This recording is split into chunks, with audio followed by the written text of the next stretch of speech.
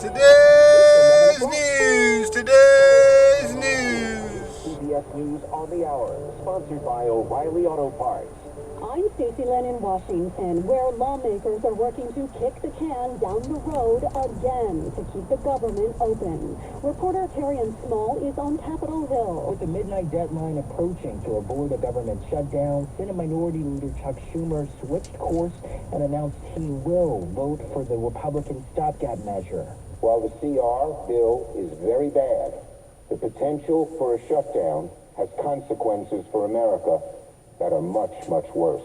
It's not clear how many Senate Democrats will join Schumer in voting yes. Outside the Department of Education headquarters today in D.C., a few hundred protesters chanted and held up signs against President Trump's mass layoffs, part of the administration's goal to dismantle the agency. Canada has a new prime minister.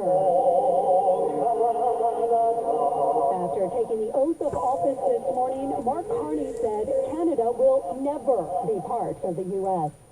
Secretary of State Rubio is in Quebec for the G7 summit and told reporters the U.S. is continuing to look for more people who should have never been allowed in our country on student visas. Every time we have a chance to revoke them, we will, because it's not in the national interest of the United States for them to be here. Hamas says it has agreed to a proposal to release an American it holds in Gaza along with the bodies of 4 others. Linda Gradstein reports from Jerusalem. Hamas did not specify when the release of Israeli soldier Idan Alexander, who was 19 when he was taken hostage, and the bodies of 4 other dual citizens who died in captivity would occur. The U.S. Special Envoy to the Middle East, Steve Witkoff, has been working on a plan to extend the ceasefire with Hamas.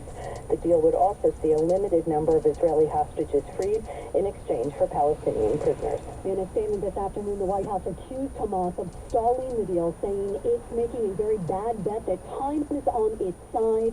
It is not.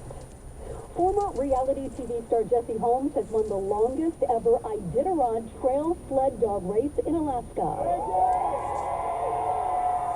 It was live streamed on Iditarod.com. Holmes was first to the finish line today in Nome after completing over 1,100 miles across the wilderness. He finished in 10 days, 14 hours, 55 minutes, and 41 seconds.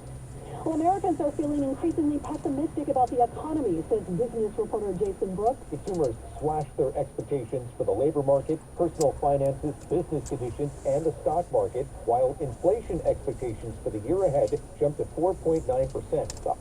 This is CBS News.